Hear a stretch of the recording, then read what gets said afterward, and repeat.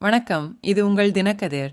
தமிழக வெற்றிக் கழக நிறுவனர் மற்றும் நடிகர் சிறையல்வாதி விஜய் ஞாயிற்றுக்கிழமை தமிழக முதல்வர் ஸ்டாலின் டெல்லி சென்று பிரதமர் நரேந்திர மோடியை சந்தித்ததாக குற்றம் சாட்டினார். 1000 கோடி ரூபாய் டாஸ்மாக் ஊழல் தொடர்பாக அமலாக்க இயக்குநரகம் நடத்தும் விசாரணை குறித்த கவலையே இந்த வருகைக்கான உண்மையான காரணம் என்றும் ஏடின் அழுத்தத்தை கூறினார். ஒருவரின் காலில் சிக்க வைக்கும் பாம்பு என்று ஒப்பிட்டதாகவும் அவர் கூறினார். திமுகவின் உயர்மட்ட தலைமைக்கு நெருக்கமான நபர்களுடன் தொடர்புடைய சொத்துக்களில் ஏட் சமீபத்தில் சோதனை நடத்தியதாக விஜய் சுட்டிக்காட்டினார். ஏட் இன் விசாரணைக்கு எதிராக தமிழக அரசு உச்ச நீதிமன்றத்தில் இடைக்கால தடையை பெற்றிருந்தாலும் அந்த தடையின் தற்காலிக தன்மை ஆளும் திமுகவை கவலையடையச் செய்ததாக அவர் குறிப்பிட்டார். இந்த கவலை நடந்து வரும் விசாரணையை நிறுத்துவதற்கான வழிகளை தேடி முதல்வர் ஸ்டாலினை டெல்லிக்கு அழைத்துச் சென்றதாக அவர் கூறினார். விஜயின் கூற்றுப்படி இந்த ஆண்டு நீதி ஆயோக் கூட்டத்தில் ஸ்டாலின் கலந்து கொண்டது அரசியல் நோக்கம் கொண்டது. முந்தைய ஆண்டு அதே கூட்டத்தில் அவர் கலந்து கொள்ளவில்லை. பிரதமர் மோடியுடன் அமலாக்கத்துறை வழக்கு குறித்து சந்திப்பின் போது விவாதிக்கவில்லை என்று ஸ்டாலினால் உண்மையாக சொல்ல முடியுமா என்று அவர் கேள்வி எழுப்பினார்.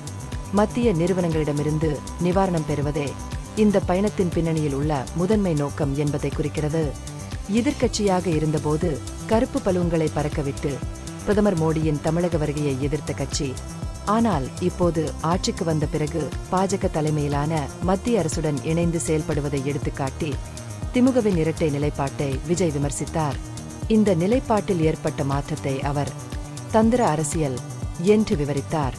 மேலும் திமுக வஞ்சக நாடகத்தில் ஈடுபட்டதாக குற்றம் சாட்டினார்.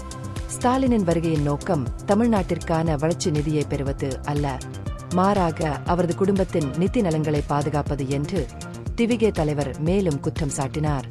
இந்த நோக்கங்களை பொதுமக்கள் அறிந்திருப்பதாகவும் முதலமைச்சர் பொது நலனை விட தனிப்பட்ட கவலைகளுக்கு முன்னுரிமை அளிப்பதாக குற்றம் சாட்டினார் என்றும் அவர் கூறினார். தனது அறிக்கையை முடித்த விஜய் 2026 சட்டமன்ற தேர்தலில் வரவிருக்கும் தோல்வியை திமுக உணர்ந்துள்ளதாகவும், எனவே பாஜகவுடன் நேரடி அல்லது மறைமுக கூட்டணி பற்றி சிந்தித்து வருவதாகவும் கூறினார். ஆளும் கட்சியின் அரசியல் உத்தி மற்றும் நெறிமுறைகள் மீதான பரந்த விமர்சனத்தின் ஒரு பகுதியாக அவர் தனது கருத்துக்களை நிலைநிறுத்தினார். இந்த பகுப்பாய்வு நுண்ணறிவுள்ளதாக கண்டால் முக்கியமான அரசியல் முன்னேற்றங்கள் குறித்த கூடுதல் புதுப்பிப்புகளுக்கு லைக் செய்யவும், ஷேர் செய்யவும், சப்ஸ்கிரைப் செய்யவும். இது உங்கள் தினக்கதிர். நன்றி.